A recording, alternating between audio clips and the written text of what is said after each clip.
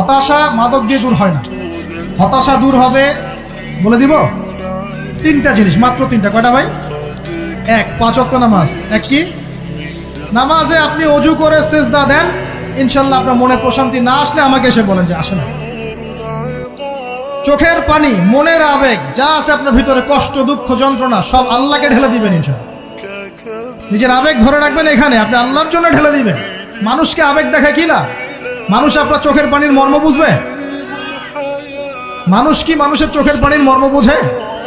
আপনার পিতা যদি মারা যায়, আমার কাছে এসে দোয়া চান, কান্নাকাটি করে, আমি দোয়া করতে পারবো, কিন্তু আমি কিন্তু আপনার ফিলিংসটা বুঝতে পারবো না। আপনার অনুভূতি কে বুঝতে পারবেন? আল্লাহ পাক আপনার ঘাড়ের রগের চেয়েও কাছে আছেন। সুবহান সুবহান, আল্লাহ পাক ঘাড়ের রগের চেয়ে কাছে আছে। গতকালকে বাংলাদেশের একজন বরেণ্য আলেমের সাথে একটা কনফারেন্সে ছিলাম।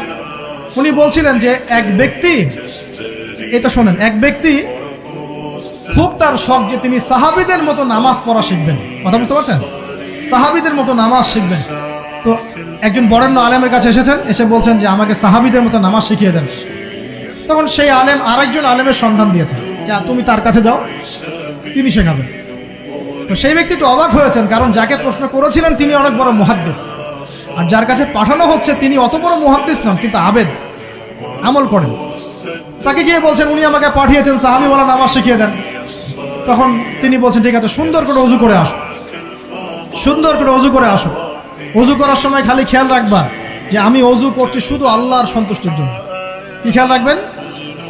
ওযু করছি শুধু আল্লাহকে রাজি খুশি করার জন্য ওযু করছে, আর কোনো উদ্দেশ্য নাই আমার।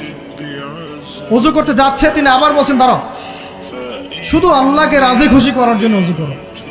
আবার শুরু করছেন, আবার বলছেন শোনো, শুধু আল্লাহকে রাজি খুশি করার জন্য ওযু করো। এভাবে বলতেই আছেন। নামাজে দাঁড়িয়েছেন, দাঁড়ানোর আগে বলছেন শোনো, শুধু আল্লাহকে রাজি খুশি করার জন্য নামাজ পড়ো। বলতেই আছেন।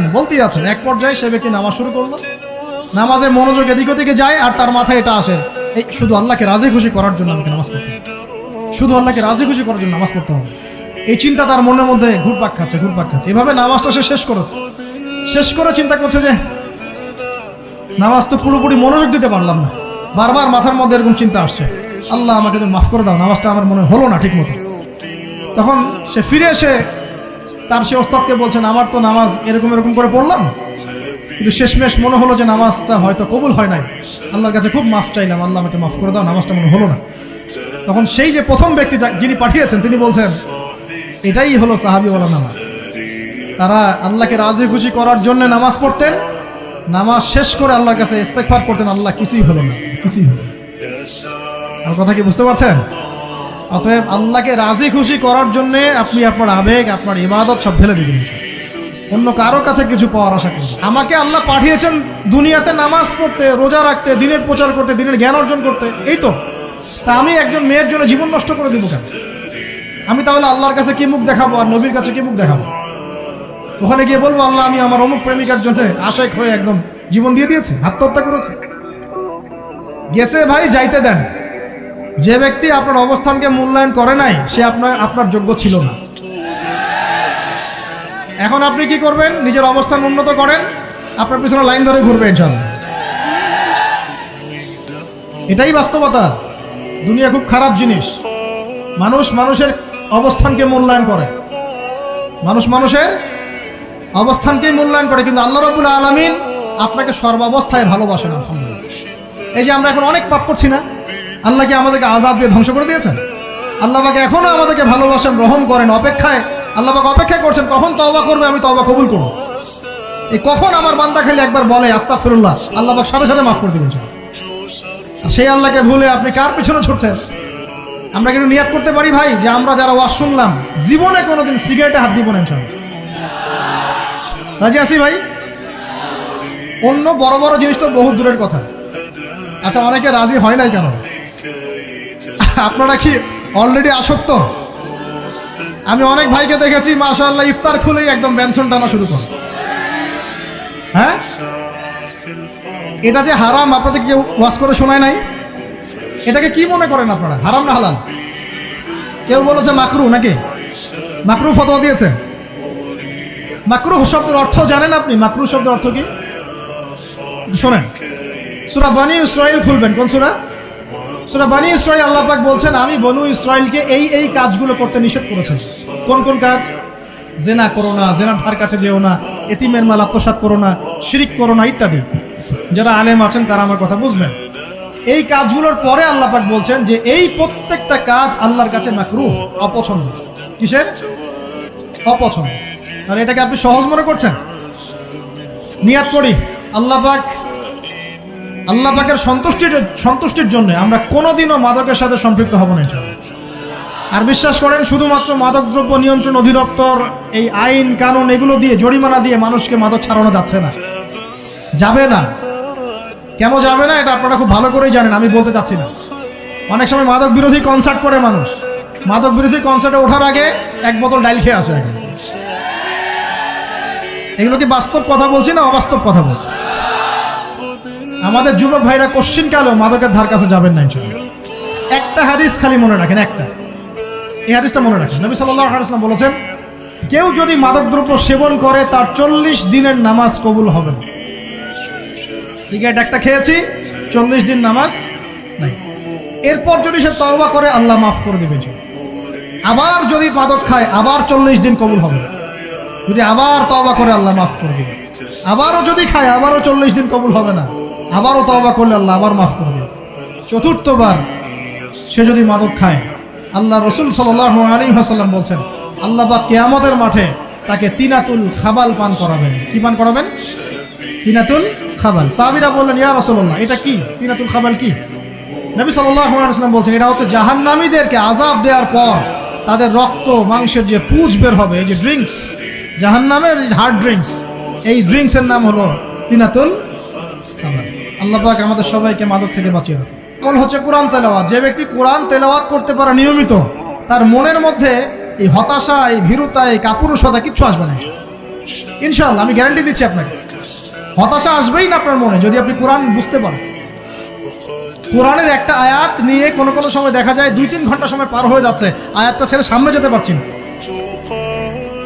কোরআনের ভিতরে ঢুকলে আপনি দুনিয়ায় ভুলে যাবেন কি হচ্ছে আশপাশে। আমি এমন অনেক আলেমকে দেখেছি যে একটা বই, পাতলা একটা বই, আরবি বই নিয়ে পড়া শুরু করেছেন, যে ফজরের পরে জোহরের ওয়াক্ত হয়ে যাচ্ছে, বইটাই শেষ করতে পারেন। বুঝতে পারবেন? যখন আপনি ইলমের ভিতরে ঢুকে যাবেন, কোরআনের ভিতরে, হাদিসের ভিতরে, আপনার দুনিয়ার খেয়ালই নাই। একজন আলেম, তিনি এক রাত্রে একটা বই লিখেছিলেন, চটি বই, এক রাত্রের মধ্যে। বলা হচ্ছে, তার সম্পর্কে বলা হচ্ছে যে রাতের খাবার তাকে দেয়া হয়েছে, যে আপনি এটা খেয়ে নেন। খাবারটা পাশেই আছে, খাবারটা খাবো, এটা লিখে খাবারটা খাবো, এরকম তার চিন্তা ছিল। ফজর হয়ে গেছে, বই লিখাও শেষ, খাবার এই অবস্থায় পড়ে আছে, ডুবে গেছেন ভিতরে, খাওয়ার মাথায় খেয়াল নাই। এরকম হয়। একজন মনীষী, বিখ্যাত মনীষী, রিয়াদুস সালেহিন কিতাবের রাইটার, সংকলক আল্লামা নববী রাহিমাহুল্লাহ, এরকম সারা রাত চলে গেছে, পাশে 2টা খেজুর, ওই 2টা খেজুর খাওয়ারই সময় পান। হাদিস নিয়ে গবেষণা করতে করতে করতে করতে রাত পার হয়ে গেছে। আমি বলতে চাচ্ছি, যখন ইলমের ভিতরে, কোরআন হাদিসের ভিতরে ঢুকে যাবেন, আপনার দুনিয়ার খেয়াল আপনার চলে যাবেন সঙ্গে। এই টেনশন, হতাশা, এই সেই বাদ, তখনই আল্লাহ পাক আপনাকে তার পক্ষ থেকে রহমত দিবেন, বরকত দিবেন। আল্লাহ আপনার দুনিয়ার কাজগুলো করে দিবেন ইনশাআল্লাহ। তখন দেখবেন কেউ আপনার দুনিয়ার ওই কাজটা করে দিয়েছে, কেউ ওই কাজটা করে দিয়েছে, কেউ বাসায় খাবার পাঠিয়ে দিয়েছে, আল্লাহ পাকই এগুলো করাই দিবেন ইনশাআল্লাহ। তো প্রিয় ভাইরা, মাদকে যাবো না আল্লাহর কাছে আসবো? 2 নাম্বার কোরআন তেলাওয়াত, 3 নাম্বার আল্লাহর জিকির। 3 নাম্বার কি ভাই? আল্লাহর জিকির। চলতে ফিরতে সব সময় মুখ চলতে থাকবে, মুখ না চললেও মনে মনে মন তাজা থাকবে, মনে মনে জিকির হতে থাকবে। মনে মনে জিকির করতে পারেন? মুখ নড়বে না, কিন্তু মনে মনে আপনার একটা জিকির হতে থাকবে, সুবহানাল্লাহ, আলহামদুলিল্লাহ, লা ইলাহা ইল্লাল্লাহ, আল্লাহু আকবার। করা যাবে? পারে। মানুষের মন কখনো চুপ করে থাকে না, কিন্তু মানুষের মন অলওয়েজ কিছু না কিছু চিন্তা করতেই থাকে, করতে থাকে না, যতক্ষণ না ঘুমায় মানুষ। তো প্রিয় ভাইরা, বেশি বেশি জিকির করবো, সুবহানাল্লাহ, আলহামদুলিল্লাহ, লা ইলাহা ইল্লাল্লাহ, আল্লাহু আকবার, লা হাওলা ওয়ালা কুওয়াতা ইল্লা বিল্লাহ, এগুলো চলতে থাকবে। আল্লাহ পাক তৌফিক দান করুন। আমরা আমাদের সমাজে যুবকদেরকে এরকম টিকটকে দেখছি, অনলাইনে আসক্ত দেখছি, জেনায় আসক্ত দেখছি, পর্নোগ্রাফিতে আসক্ত দেখছি। আমরা দেখছি আমাদের যুব সমাজকে মাদকে আসক্ত, কিশোর গ্যাংয়ে আসক্ত। এইগুলো কি আমাদের কাম্য ছিল ভাই? আমাদের কাম্য ছিল? এই অবস্থায় কি যুব সমাজ আল্লাহ পাকের দ্বীনের পতাকা হাতে নিয়ে আল্লাহর জমিনে দিন কায়েম করতে পারবে কিনা একটু আমাকে উত্তর দেন দেখি। এখন এই অবস্থায় পারবে? অতএব অবস্থার উন্নতি করতে হবে কিনা? উন্নতির জন্য রাজি আছে কিনা ইনশাআল্লাহ? আমরা চাই কি আল্লাহ পাকের দিনটা আল্লাহর জমিনে প্রতিষ্ঠা লাভ করুক, আল্লাহর দিন সবার ঘরে ঘরে পৌঁছে যাক। আল্লাহ পাকের দিনের যে সৌন্দর্য সবাই সেটাই, এই সৌরভটা সবাই পাক, আমরা চাই কিনা? সমাজে শান্তি প্রতিষ্ঠা হোক, আবার সেই রাসূলের মতো যুগ চলে আসুক, আমরা চাই কিনা? অতএব আমাদের সবাইকে যৌবনের এই প্রলোভনগুলো থেকে বেরিয়ে এসে আল্লাহ পাকের ইবাদতে আত্মনিয়োগ করতে হবে। আল্লাহ পাক আমাদের সবাইকে তৌফিক দান করুন, বলি আমিন। আমাদের সবাইকে আল্লাহ রাব্বুল আলামিন কোরআন এবং হাদিসের গভীর জ্ঞান অর্জন করার তৌফিক দান করুন, বেশি থেকে বেশি ইবাদত করার তৌফিক দান করুন। আল্লাহ পাক সবাইকে হারাম সমস্ত রিজিক থেকে বাঁচিয়ে রাখুন, জেনা, ব্যভিচার এবং নারীর ফিতনা, মাদক থেকে আল্লাহ বাঁচিয়ে রাখুন। আল্লাহ পাক আমাদের সবাইকে হালাল রিজিক, হালাল সম্পর্ক যথেষ্ট করে দিন।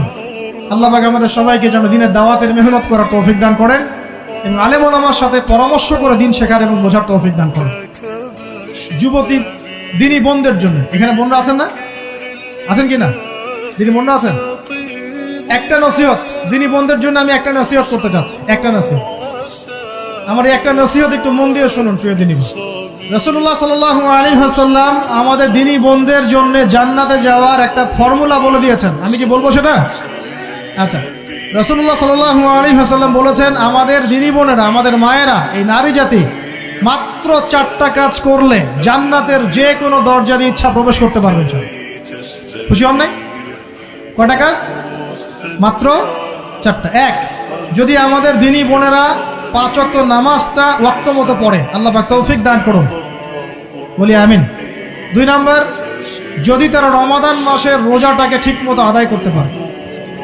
1 নাম্বার 5 ওয়াক্ত নামাজ ঠিকঠাক আদায় করা, 2 নাম্বার রমজান মাসে সাওম রাখা, 3 নাম্বার তাদের লজ্জাস্থানের হেফাজত করা, মানে শরঈ পর্দা মেনটেন করা, শরঈ পর্দা মেনটেন করা।